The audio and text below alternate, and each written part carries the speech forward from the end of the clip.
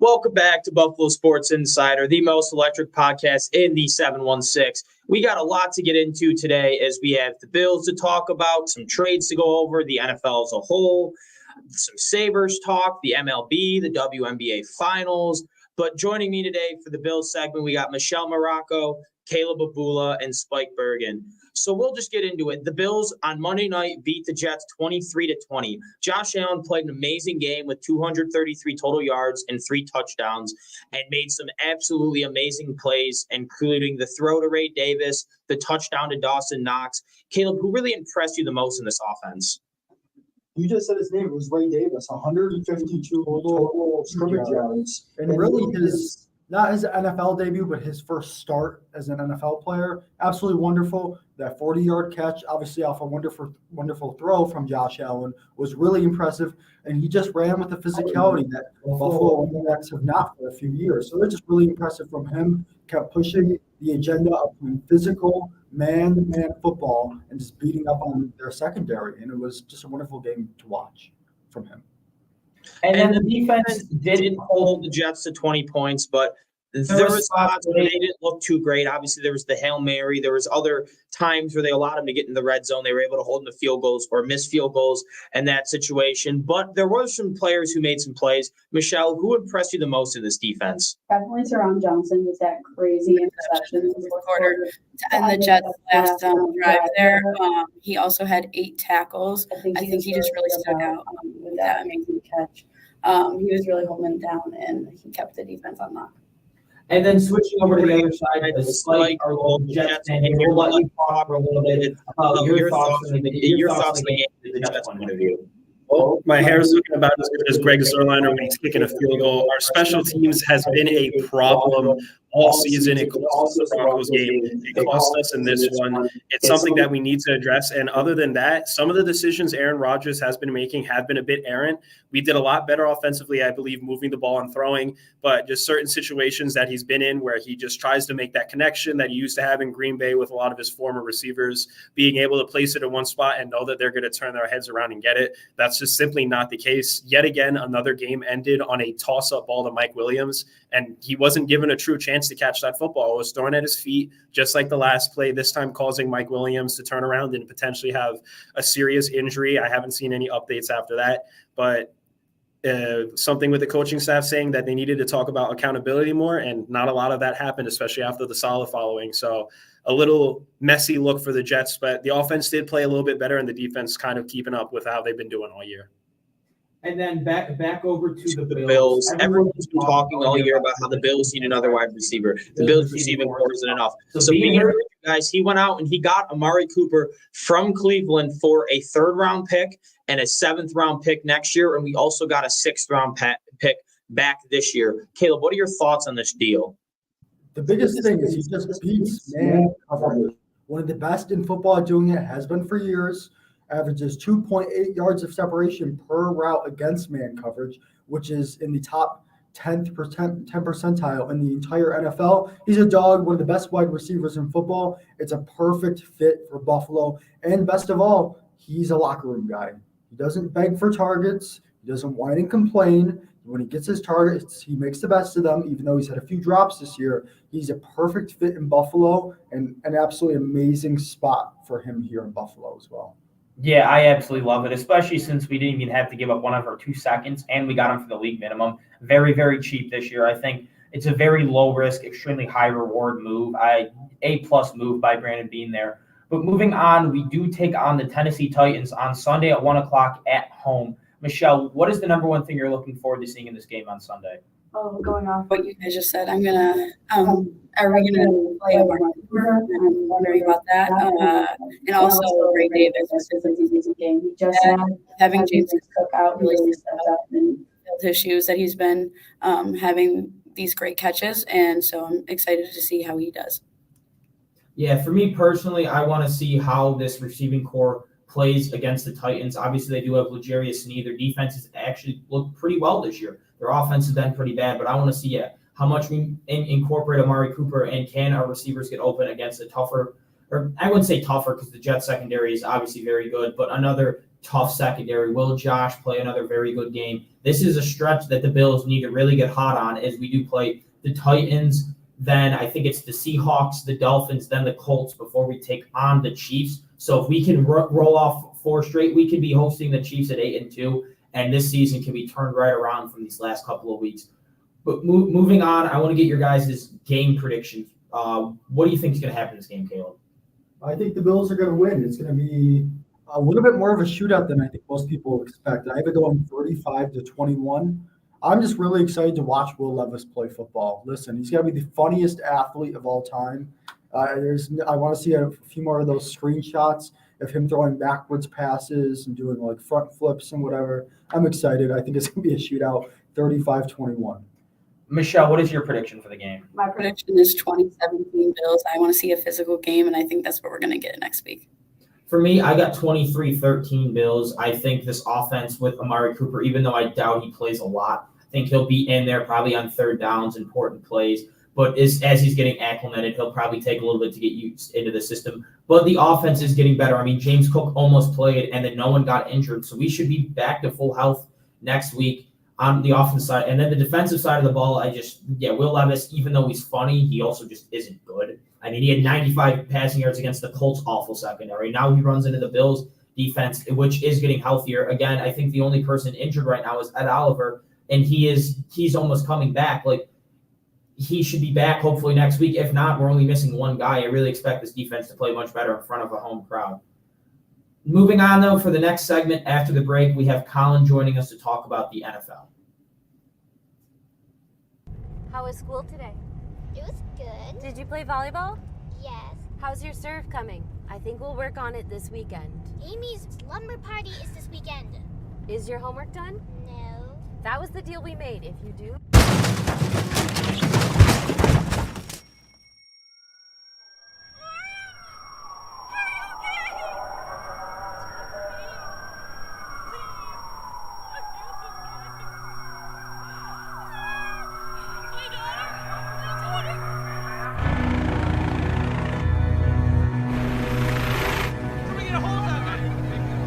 Hi, Lauren. My name is Katie. We're just taking care of you, okay? Ready? 1, 2, 3.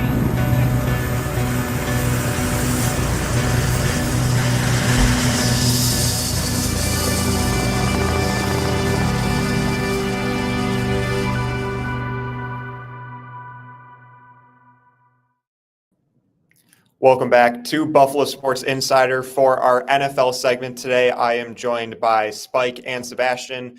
I'll be your host, Colin Ritchie, walking you through a recap of Week 6 as well as a preview of Week 7. Spike, 49ers and Seahawks on Thursday Night Football. Definitely the shootout we were expecting, but the 49ers come out on top with maybe a little bit wider of a margin than you would have expected.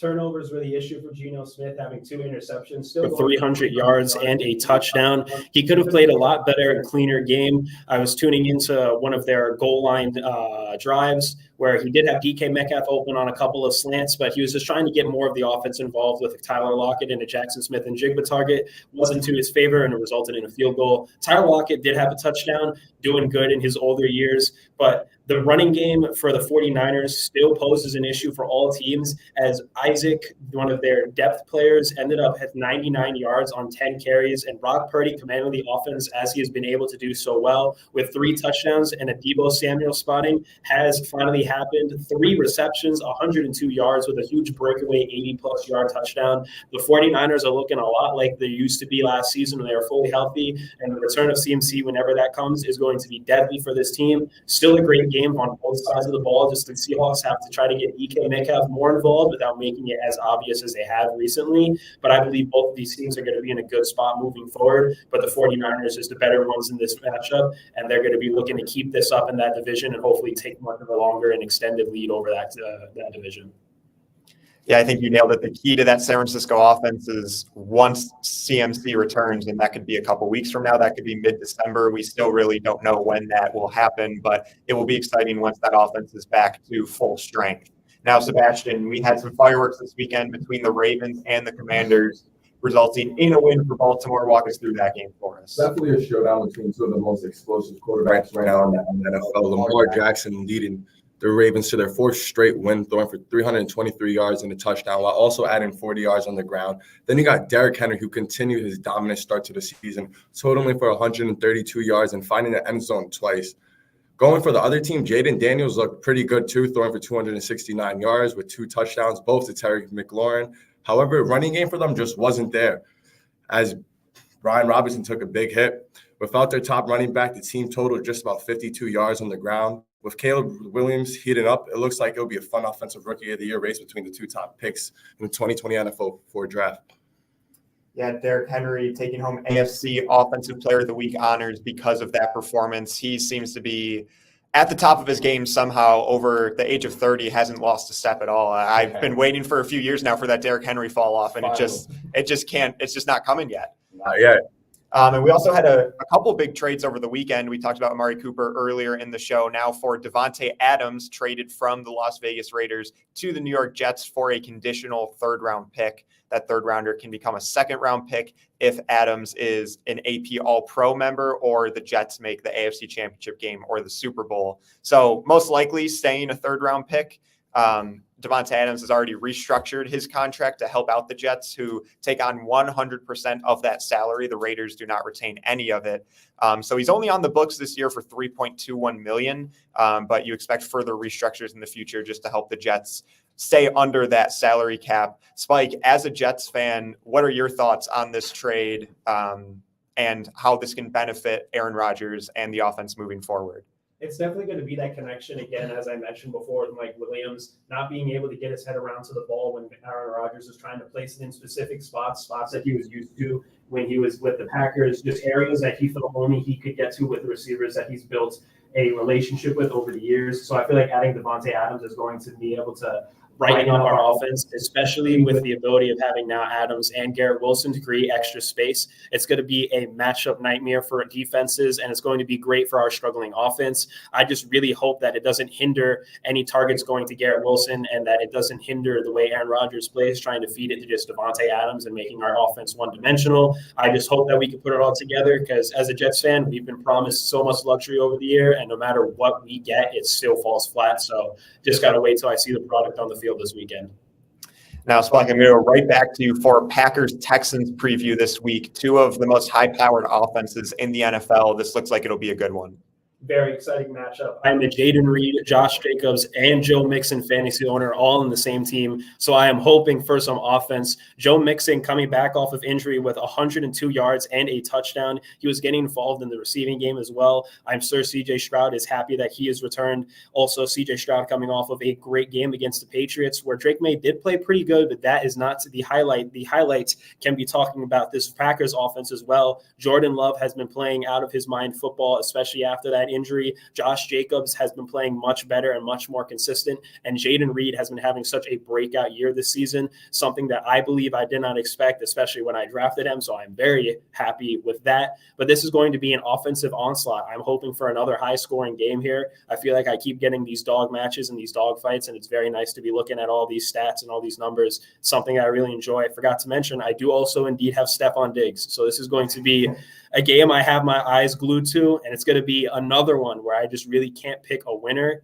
but I'm going to go with the NFC team and the Packers simply as a Jets fan, hoping that some other AFC teams take a couple of losses to hopefully benefit us moving forward.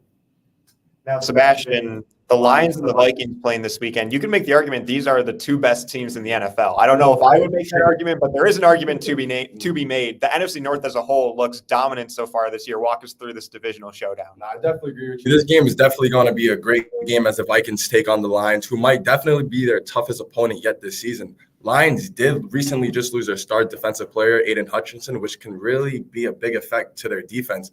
The Vikings have been just balling out this season and still going undefeated going into this game. If Sam Darnold can play the way he's been playing so far, he could definitely lead the Vikings to win. And right now, I got the Vikings taking home to win 21-17. Thank you, Sebastian. We also have a Super Bowl rematch this weekend between the Chiefs and the 49ers on Sunday. That'll be another good game to look forward to. Coming up next, we have our Buffalo Sabres segment here on Buffalo Sports Insider.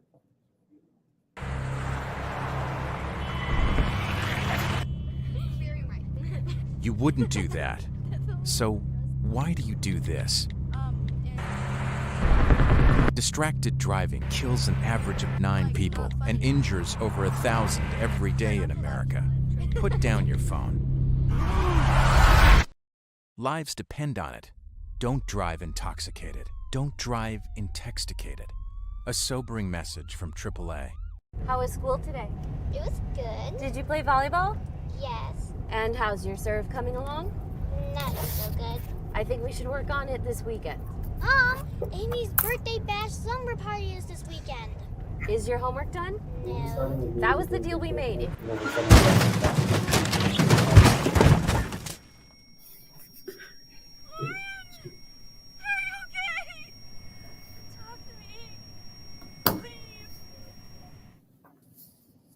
Hello and welcome back to the Sabre segment. I'm Michelle and I'm joined with Colin, Thomas, and Alex. We're just going to jump right into it. We've got a lot of things to talk about today. So we're going to start by going over the LA Kings game.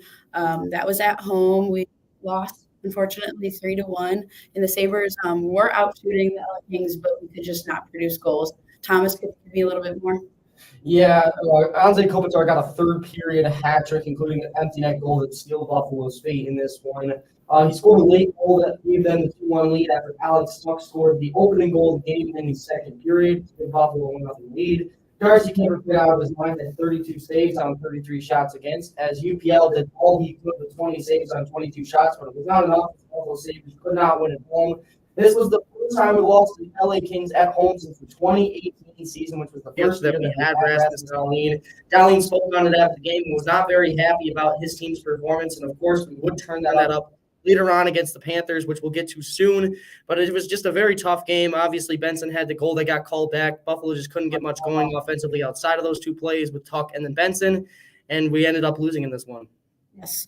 Then we had our home game against the Panthers where we turned it around and won 5-2. Greenway opened up the scoring, and then Tage, Samuelson, Yoki Haru, and Tuck did score. And sorry about that. Alex, can you give me more details about that? Yeah, I mean, Florida was without their best two players, as Matthew Tkachuk and Alexander Barkov did not play, and also Sergei Bobrovsky was not in net, so they were a little shorthanded. But either way, they are still defending Stanley Cup champs, and we were seeking that first win, and we were able to win a game like this in the dominating fashion. We did 5-2, really 4-2 with the empty net goal. But what's nice to see is the top line has been producing. This is now 3 out of 4 games where the top line has had a goal, and that's without JJ Peterka, who will be back tonight, which we'll get into later. But yeah, Thompson got his second goal of the year. Tuck got his second goal of the year. Even we got some defensemen to score some goals with Samuelson and Yoki Hari, which normally doesn't happen. And then again, Devin Levi played out of his mind. He has been really good in the first 2 games so far this year. It's really nice to see the development track that he has been on so far. Yeah, that's great. So next week we're facing the Pittsburgh Penguins away. Not next week. I'm sorry. That's today. Yeah. So what do we need to do next week, Thomas? Well, I mean, we have a 3-game road trip coming up, but we start with Pittsburgh, then move to Columbus, and then Chicago after that. So obviously we got to start by having a little bit of momentum here. Obviously, having won that Panthers game, we want to continue that momentum moving forward and beat Pittsburgh here tonight. Obviously, like Alex aforementioned, JJ Peterka will be back in the lineup here tonight, which is exciting to see. Pittsburgh is 2-2 on the season. Their last game was a 6-3 win against Montreal, where Evgeny Malkin, their basically superstar outside of Sidney Crosby, he had a goal and 2 assists for 3 points. And then Lars Eller, the new addition from Washington, the rival team, he had 2 goals in the game as well with his 2 points. So they did a very good job there. Tristan Jarry, he did all he could. He had 24 saves on 27 shots against, which was really nice as well. He will be the goaltender here tonight. It will be him versus UPL in between the pipes on both sides. UPL, obviously, his last game was that Kings game, which we lost. But he was not the reason. He had 20 saves on 22 shots, so it'll be exciting to see these 2 goaltenders duke it out here tonight. I think the Buffalo Sabres come away with this one 3-2 in overtime, but I know there's a lot of variation in that department. I agree. Tomorrow we're also away facing the Blue Jackets. So how do you think we'll match up to the Blue Jackets, Alex? This is a game we desperately need. Well, not desperately, but we need to win this game. The Blue Jackets are not a very good team, especially after the passing of Johnny Gaudreau. Rest in peace to him. He is one of their best players, and with that, with trading Patrick Laine, they're down 2 of their best players from last year, and they were not a good team last year. So they're expected to be one of the worst teams in the NHL this year. So this is a team that we need to beat. Unlike last year where we dropped a lot of these games against worse teams, and it kind of was ultimately the reason why we missed the playoffs. This year we need to beat up on these bad teams. So we need to win this game, and I think we do. We have been playing better as of late, even though we lost to the Kings. We in the stats, we really outplayed them. We just weren't able to come away with the win. I think this is the game we are going to be able to come away with the win. I'll give us a win 4-1. I like that. So we are still away on Saturday facing the Blackhawks. Colin, can you give me a little preview? Yes, so going over to the Western Conference now, the Blackhawks are 1-1 through 4 games. They've scored 9 goals and allowed 12. They're top 3 in the NHL on the power play. They've scored on a third of their extra man attempts. Teuvo Teravainen leads the team with 3 goals in those 4 games. Seth Jones and Connor Bedard also have 5 points, tied with Teravainen for the most on the team. Goaltender Peter Mrazek has been their top goalie so far this year. He's 1-2 with a .910 save percentage. He's given up 8 goals in 3 games. Chicago rather is dealing with some injuries as well. So it'll be interesting to see if they can get healthier in time for that game on the weekend. I'm going to be predicting a Sabres 3-1 win in regulation, obviously. I like that. And now we're coming back home on Tuesday to face the Dallas Stars. Colin, can you give me more for that one? Yeah, so the Stars look like one of the best teams in hockey right now. They're 4-0 to start, so can't get any better than that. They've scored 11 goals in those 4 games, only given up 5. And they have one of the best penalty kill units in the NHL, 4th right now with 92.9% when down a man. Mason Marchment leads the team with 2 goals and 3 assists. And goaltender Jake Ottinger, once again, looking like one of the best in the league, 3-0 record, .948 save percentage. And even their backup, Casey DeSmith, had his first game of the year earlier this week and shut out the Seattle Kraken with 25 saves. So no matter who's in net for Dallas, that could be a tough one for Buffalo to find the back of the net in. I'll predict a 4-2 loss to Dallas there. Thank you. We have a busy week this week with hockey, so I hope the boys can show out. We'll be back in just a few seconds with the MLB segment. How was school today? It was good. Did you play volleyball? Yes. How's your serve coming? I think we'll work on it this weekend. Amy's slumber party is this weekend.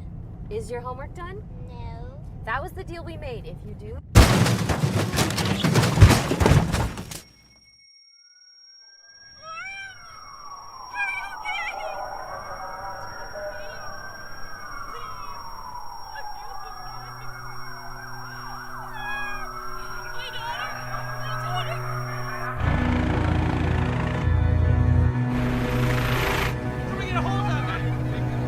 Hi, Lauren. My name is Katie. We're gonna take care of you, okay? Ready? 1, 2, 3. You're going to talk about regulations.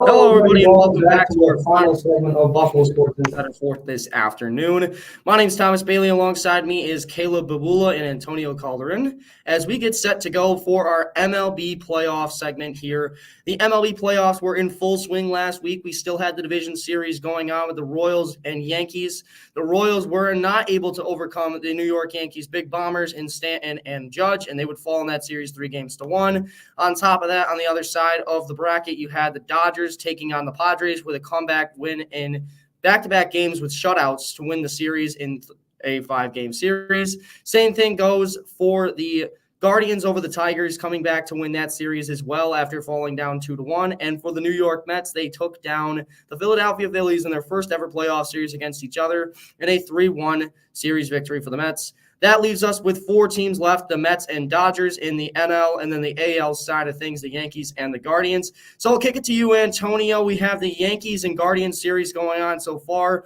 2 games through. The next game will be tomorrow night around 5 o'clock. 2-0 series lead for the New York Yankees. Can you elaborate on that any further?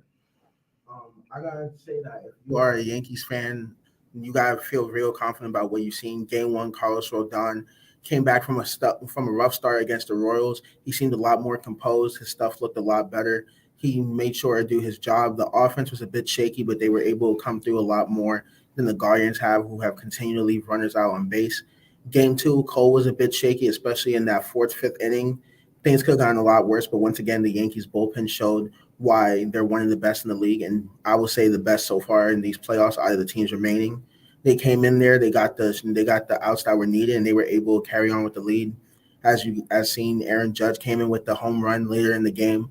It's great to see him finally get his first in October. Hopefully it starts something off for him, and you can see him continue to be hot for the rest of the playoffs. Yeah, like I mentioned, the Yankees will play tomorrow night in Cleveland as the series will shift there for games 3, 4, and 5. The Yankees with a 2-0 series lead looking to get a sweep, and the Guardians looking to keep their season alive at home. As we'll shift it to you, Caleb, the Dodgers and Mets series. The Dodgers with a blowout victory in game 1 behind Jack Flaherty's 7-strikeout performance. A 9-0 win at home before the Mets followed it up with a 7-3 win on the road in Los Angeles to tie the series at 1. The series will now shift over to the New York Mets. What are your thoughts on this series so far? I'm happy that I get to talk about the better New York team. Definitely more enjoyable baseball being played in the NL. Been a lot less sloppy. But Flaherty started off great. Started off the series well. 7 innings, shutout, 6 strikeouts. Only had 4 base runners the entire game. That's as good of a start as you can ask for in the playoffs. And on the other side of it, it was just a really, really rough start for Senga. He had got 4 total outs. Yeah, it's his arm's just not healed up. And that's the big thing with him is you can tell he's not healthy. He's not right. That ghost fork pitch is just not in his arsenal. And he walked 3 batters early on, and he allowed 3 earned runs and just got 4 outs into the game, and he was pulled. And that was a bad first game. But in the second game, he eased out a little bit because you got a pretty good start from Sean Manaea, who has that really wacky release point. And it was really throwing off the Dodgers hitters. 5 innings, 2 earned runs allowed. And on the other side of it, you just have to look at how well the Mets were batting. And, of course, Mark Vientos, over 1,000 OPS in the playoffs this year. That grand slam, huge for the Mets' confidence. They're so back. Grimace is back on their side. And tonight they play against Walker Buehler, who's just been absolutely awful this playoffs. Has an 11 ERA, has not pitched well, has not really been very good the last 2 years, has been very up and down. And then we get a Luis Severino, who's pitched well in the past against the Dodgers. And I just think he's built for the moment. I am very excited to see them play tonight. And I'm going to take the Mets to actually win this series and the game tonight. Wow, it's exciting to see for the New York Mets fans, especially myself. I mean, it's been a very long time coming for me and my fans alike. Other than that, though, as you alluded to, game 3 will be tonight at 8:08 p.m. First pitch will be as the series is in New York for the next 3 games. We'll see if the Mets can rally and potentially make it to the World Series for the first time since 2015. Moving on to the opposite side of things here, the WNBA. The playoffs are in full swing. We have the Liberty taking on the Lynx in the WNBA final, And in that WNBA series so far, you had the first game, which went to overtime, and it was a 95-93 win for the Lynx, getting the upset win, if you will. And then 80-66, the Liberty get back on track with a win in game 2. Who do you guys think win this series? We'll start with you, Antonio. I got to go with the New York. Yeah, I think game 1, if we're being honest, I think they should be up 2-0 in this series. Game 1, it took a massive collapse from them, and even then, they had the upper hand, I would say, in overtime, and just couldn't make the shots that mattered the most. And I think they really gave that game up more than it was the Lynx taking it from them. Then game 2, they really showed what they're about. They came out, they won with they had a convincing win. And I think in a series like this, you look at the team that has the better overall players, and I think that goes to the Liberty. You have Sabrina Ionescu, you got Breanna Stewart, you got Jonquel Jones, who's been playing some good basketball. So I think they take this series. All right, Caleb? I think the Minnesota Lynx sold their soul for that first win. I mean, that was one of the craziest games I've ever watched. The fact they blew a 14-point lead with maybe less than 5 minutes left, it was just absolutely absurd. But I think a big piece in game 2 was that Sabrina Ionescu at the point of attack on defense. Some of the best defense that we've ever seen her play, really setting the tone, playing very physical, being very active, communicating very well. John Paul and Brianna behind her, Vandersloot, everybody was playing very good defense, which is something that they've not really struggled with this season, but it's been a little bit more up and down. So seeing everybody locked in and communicating so well on defense, I'm going to give this series to the Liberty. I just think they're playing their best basketball at the right time. Yeah, exactly. That will conclude our episode of Buffalo Sports Insider. So thank you guys so much for watching another episode here. We thank you all so much. Make sure you tune into the website for buffalosportsinsider.com for daily sports content, and we'll see you guys next time.